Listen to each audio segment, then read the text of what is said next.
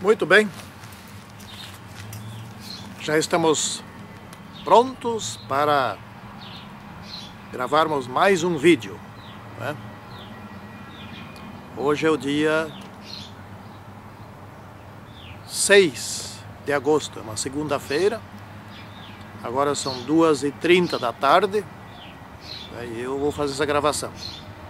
Pretendo ainda hoje gravar o vídeo número 9, esse é o número 8, é a respeito do Concílio de Jerusalém, né? Como eu vinha dizendo, eu estou atrasado nos meus vídeos, e por vários motivos, mas pretendemos colocar em dia, né? Santíssimo e poderoso Deus, faze-nos entender essa questão da circuncisão que naquela época criou grande confusão, para que possamos estar preparados e sermos serenos e equilibrados nas coisas que criam grandes confusões em nossos dias. Em nome de Jesus Cristo, amém.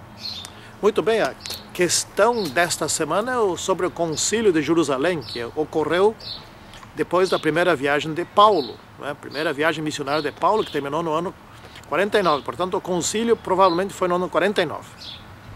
Alguns acham que pode ser 48, outros 49, etc. Mas foi por aí, nessa época, né? E Paulo estava lá, então tinha já terminado essa primeira viagem de Paulo, que durou uns 2 anos ou pouco mais que isso. Pois bem, a grande questão aqui do Concílio de Jerusalém era a salvação. Essa era a grande questão, né? Vamos ler aqui o Atos 15, versículo 11. Cremos que fomos salvos pela graça do Senhor Jesus, como também aqueles o foram. Aqueles quem? Os gentios, né? Então, relendo aqui, parafraseando, cremos que nós, judeus, fomos salvos pela graça e os gentios também estão sendo salvos pela graça. Aliás, é bem importante que se diga aqui que Abraão, antes de ser circuncidado, foi justificado pela fé. E ser justificado é o quê? Ser perdoado, ou seja, agora não tem mais nada contra você nos livros do céu. Você foi justificado. Para ser justificado é de ser perdoado. E Abraão foi perdoado sob que condições? Porque ele creu, né? Ele creu na graça. E a graça já andava por lá naquela época, na esperança da vinda futura de Jesus Cristo para morrer por eles. Porque se Jesus não viesse ou não morresse por eles, aquele Abraão, Enoque, Moisés, enfim, Elias, bom, Abraão não foi para o céu, mas aqueles que foram para o céu teriam que retornar, né? Não podiam mais continuar lá, estavam sob a condição da vitória de Jesus Cristo, a sua morte na cruz. Essa é a questão, essa é a graça. Então todos os que foram justificados antes da cruz eram justificados na expectativa de que Jesus vencesse. Bom, venceu, está tudo resolvido. Mas qual é que era a questão dos judaizantes? Isso aqui não é difícil de entender. Isso aqui, essa lição aqui vai ser, acho que vai ser curto o meu vídeo aqui, né? A questão é a seguinte: os judaizantes, eles fizeram uma confusão entre duas palavras, né? A palavra aliança e a palavra salvação. Não é a mesma coisa. Salvação não é sinônimo de aliança. E Deus fez aliança com o seu povo através de Abraão por meio da circuncisão, né? Mas Abraão não foi salvo pela circuncisão, foi salvo pela fé. Então nunca ninguém foi salvo pela circuncisão. Porém, naqueles tempos, e isso também antes da cruz, porque depois da cruz nem isso não valia mais, para pertencer ao povo de Deus, precisava ser circuncidado. Ou seja, precisava se tornar judeu. Mas para ser salvo, não era assim. Nunca, está escrito em lugar algum na Bíblia. Então o que os gentios diziam? Bom, os gentios não, o que os judaizantes diziam? Bom, os gentios, para serem cristãos, precisam primeiro pertencer ao povo judeu. Primeiro tem que se tornar judeu. Para tanto, tem que ser circuncidado. E se não for circuncidado, eles diziam, então não vai se salvar. Não se salva. Essa era a grande questão. Bom, Paulo discordava veementemente disso, né? Pedro nem tanto. Se bem que foi Pedro que recebeu a orientação taxativa de que não era assim, que isso não era verdade. Que o que aconteceu com Cornélio, lembram? Que Pedro recebeu uma visão que por 3 vezes viu um lençol cheio de bicho imundo, etc. E Deus disse, pega, mata e come. Pedro disse, não, nada de imundo. Deus estava se referindo não àqueles animais imundos, estava se referindo às pessoas que eles, judeus, consideravam imundas, que eram os gentios. E Deus estava dizendo ali o seguinte, olha, os gentios não são imundos, são seres humanos iguaizinhos a vocês. E daí aconteceu a história de Cornélio, que já chegaram 2 mensageiros de Cornélio, etc e tal. Pedro foi junto, porque senão ele não iria, falou, capaz que vou na casa de um gentio. Não. Agora ele foi, e lá na casa de Cornélio, toda a família de Cornélio foi batizada com o Espírito Santo. Ou seja, falaram línguas, assim como Pedro falou uma língua diferente. No Pentecostes, aprendeu ali uma língua diferente. Assim como eles também receberam o poder do Espírito Santo, Cornélio e sua família receberam o poder do Espírito Santo. E qual é que era o detalhe importantíssimo? Nem Cornélio, nem ninguém da sua família tinham sido circuncidados. E pelo que consta, nunca foram circuncidados, né? Então, mas a questão de Cornélio, em vez de virar uma solução, virou um problema. Ou seja, a palavra de Deus não foi aceita por muitos judeus e não foi aceita sequer por muitos dos discípulos. Pelo visto, os apóstolos aceitaram, todos eles, né? Mas os discípulos nem todos aceitaram. Não é assim. Então, se você duvida da palavra de Deus, aí a coisa fica feia, né? Aí só degenera. E aí deu problema, porque aquela demonstração poderia, me diz uma coisa, você que está me ouvindo aqui, poderia haver uma coisa mais clara e direta do que Deus abençoando alguém incircunciso para dizer que circuncisão não precisava para ser salvo? Então havia confusão entre 2 palavras, aliança. A circuncisão era o sinal da aliança entre o judeu e Deus. A salvação não tem nada a ver com essa aliança, com essa circuncisão, queria dizer, né? Então ninguém precisava se tornar judeu para ser salvo. A salvação não é por circuncisão, ou seja, não é por obra humana. A salvação é pela graça de Jesus Cristo. E só existe a graça porque Jesus Cristo morreu em nosso lugar. Ponto. É assim que funciona. Simples. Mas eles não aceitaram isso.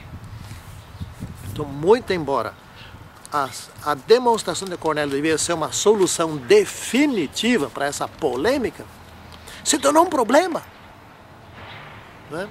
Então, por isso que eu digo mais adiante aqui, Paulo também falava, se defendia, etc. E cada vez que ele falava, se defendia, piorava a situação dele. Então, se o próprio Deus, ao demonstrar o que era a realidade dos fatos, não foi compreendido por causa da dureza do coração humano, mas quem mais nesse mundo vai amolecer esses corações? Me diz, quem? Né? Será que Deus se comunicou mal ali? Não, de jeito nenhum, não pode. Olha, se o próprio Senhor Jesus Cristo ao dizer claramente em Mateus 7, Mateus 7, dizer claramente, eu não vim para anular a lei, eu vim para cumprir a lei. Se isso está sendo usado para defesa do domingo, para dizer que Jesus Cristo anulou a lei, então o que? Vamos terminar por aqui, né? Satanás usa as palavras mais diretas, as demonstrações mais claras e inequívocas para defender o seu ponto de vista. E o pior de tudo é quando essas demonstrações não entram nos corações do povo de Deus. Isso é o pior de tudo. Acabei de lembrar agora a questão da música. A senhora White foi claríssima em relação a isso. Não é aceita e pronto. Não é aceita por músicos, nem por pastores, alguns aceitam. Muito menos por departamentais e presidentes. Bom, está claro. Vai ficar claro ainda quando mais para frente. Pois bem. Então onde é que aconteceu o tal do problema? Aconteceu em Antioquia. Antioquia foi a igreja gentílica que mais crescia. Claro, ali também tinha judeus. Eles se converteram já havia ali uma sinagoga, eles se converteram ao cristianismo. E judeus e gentios convertidos estavam vivendo ali numa extrema harmonia, né? Havia ali um grupo, uma comunhão muito bonita. A igreja estava ótima. Tanto que Paulo não fez a sua sede em Jerusalém, fez a sua sede para onde ele saiu para as 3 viagens missionárias, em Antioquia. Na Antioquia da Turquia, né? Havia várias Antioquias, né? E estava muito bom, né? Até que chegaram os judaizantes. Mas o que está acontecendo aqui? Aqui está tudo errado. Mas vocês estão todos perdidos. O quê? Vocês não se circuncidaram? Não. Está tudo errado. E deu uma polêmica, deu uma confusão, uma dúvida.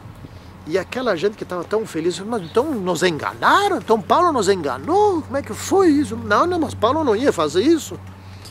E gente, começaram a duvidar um do outro, começou a polêmica, começou um rolo, né?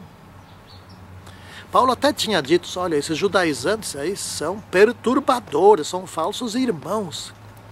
Cuidado com eles. Paulo já tinha alertado. Quanto mais Paulo alertava, mais eles iam perturbar, né? Então, a polêmica se tornou federal, né? Se tornou tão grande que a igreja estava rachando. A igreja estava despencando, estava desmoronando. Igualzinho ao que Satanás deseja. Bem igualzinho, né? Tinha que ter polêmica. Aí resolveram fazer o tal do Concílio de Jerusalém, né? Mas antes do Concílio de Jerusalém, vamos revisar aquela questão da circuncisão, que até nós já falamos sobre isso, né? Então aqui na parte de segunda-feira, que explica bem essa questão, né? Os judaizantes diziam, vou revisar isso, porque esse é o ponto central da nossa lição dessa semana, né? Esse é o ponto central. Qual é que foi a causa da polêmica? A causa da polêmica foi que os judaizantes exigiam que os gentios se circuncidassem. Porque pela circuncisão eles passariam a fazer parte do povo de Deus. Esse era o sinal da aliança, povo de Deus, né? E que se eles, e aqui agora vem a parte importante, que se eles não se circuncidassem, não seriam salvos. E Paulo explicava, Paulo e os outros, mas Paulo era muito mais enfático, explicava assim, não é pela circuncisão que vocês são salvos pela fé na graça.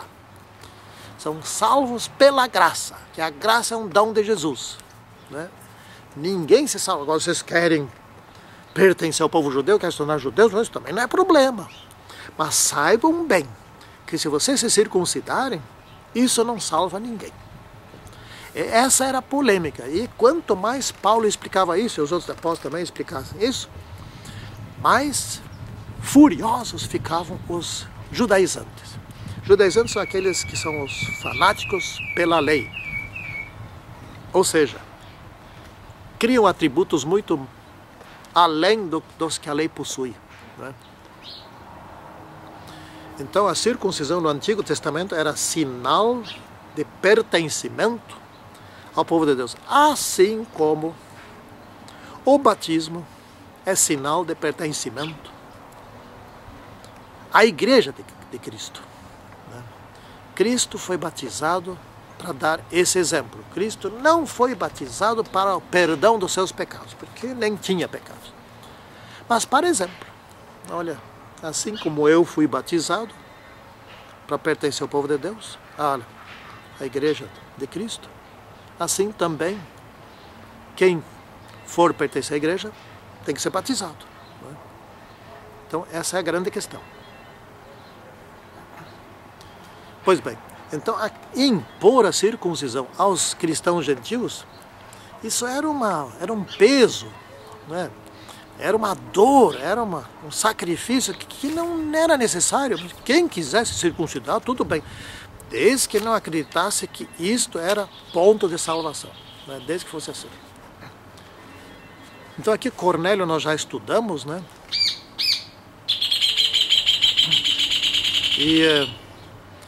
Mas só falta dizer o seguinte, enfatizar o seguinte: por meio de Cornélio, Deus deixou bem claro que os gentios, para serem salvos, não precisam ser circuncidados.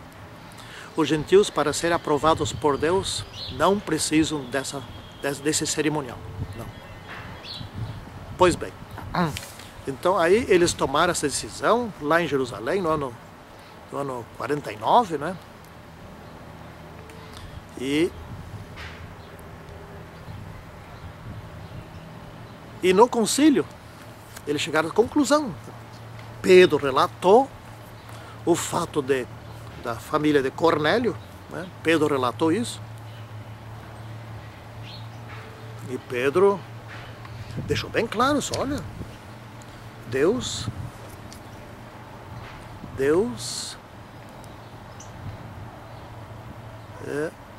enviou o Espírito Santo sobre eles. Eles não estavam circuncidados. Assim como enviou o Espírito Santo sobre nós que estávamos circuncidados, enviou sobre eles que não estavam.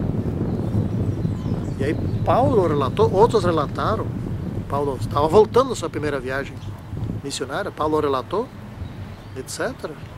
O sucesso entre os gentios, etc. E todo mundo ficou alegre, nem todos ficaram alegres, mas muitos ficaram contentes com isso.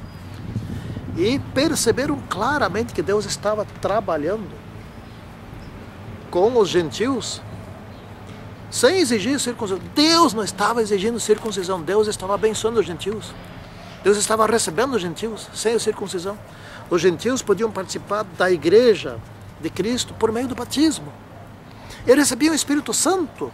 E esta era uma comprovação de que a circuncisão era um mero cerimonial só, não é? Então, eles resolveram enviar uma carta para Antioquia. Essa carta também foi recebida por os outros todos, né? Mas o problema maior era Antioquia, depois se espalhou por todo o problema, continuou se espalhando, não resolveu. Esse concílio de Jerusalém não resolveu, né? Quer dizer, não acabou com o problema, né? E nessa carta eles explicaram claramente, olha, não precisa ser circuncidado, não é isso aqui, isso, nós já percebemos claramente, Deus deixou isso claro, não é nós que estamos decidindo, não é um voto entre nós, e sim, nós vimos claramente por Deus, né, principalmente por causa de Cornélio, mas também pelas bênçãos que Deus estava enviando sobre os gentios, não circuncidados, né? E resolveram fazer umas recomendações. Essas eram recomendações para que os gentios evitassem certas coisas que iam irritar ainda mais os judaizantes, né? Então foram 4 recomendações. A primeira é que não comessem carne sacrificada a ídolos. Essa carne sacrificada a ídolos, na verdade, também era uma grande bobagem. Paulo, pelo menos, disse isso. Olha, carne sacrificada a ídolos não é nada. Os ídolos não são nada. Então, o que eles faziam? Os gentios faziam naquela época, os não convertidos, eles faziam seus sacrifícios aos seus deuses, seus ídolos, né? Aí matavam ali um boi, pegavam uma parte daquele boi e lá levavam lá para sacrifício, outra parte vendiam no mercado, etc e tal, e alguém fosse lá comprar.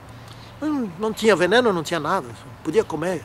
Mas, enfim, para não milindrar os judaizantes, evitem comer essa carne. Tá? Segunda coisa, não consumam sangue. Isso até hoje não devemos fazer nunca, né? Consumir sangue. Terceira coisa, não comer carne de animais estrangulados, né? É para sangrar o animal, né? E quarta coisa, evitar a imoralidade sexual. Essas eram algumas coisas que os judaizantes olhavam de perto, cuidavam muito. Né? Por quê? Porque os gentios faziam isso tudo. Ficavam isso tudo. Então, quem se arrependesse tinha que largar disso. Havia muitas outras coisas que não devia fazer, mas quem se arrependesse devia largar, porque essa era a vida normal de um gentil. Né? Viviam sacrificando carne a ídolos, etc., comendo essas carnes, não é? Consumiam sangue, não é? Etc., e tal, lá, e consumiam animais estrangulados, portanto o sangue ficava lá dentro, e viviam na imoralidade sexual. Né? Então era para evitar isso. Então, quem se convertesse, que largasse disso logo, né? Mas logo, que é para não criar problema maior. Né? Pois bem, essa foi, mas daqui para frente nós vamos ver, nós vamos estudar nas lições futuras, esse problema não acabou, infelizmente não acabou. Deus deixou uma demonstração claríssima a respeito dessa questão, mas o ser humano nem sempre aceita, nem mesmo a palavra de Deus. Aí fica difícil, é ou não é? Santíssimo e poderoso Deus, fica conosco agora, nos guarda e nos abençoe. Em nome do Senhor Jesus Cristo, amém. Tchau.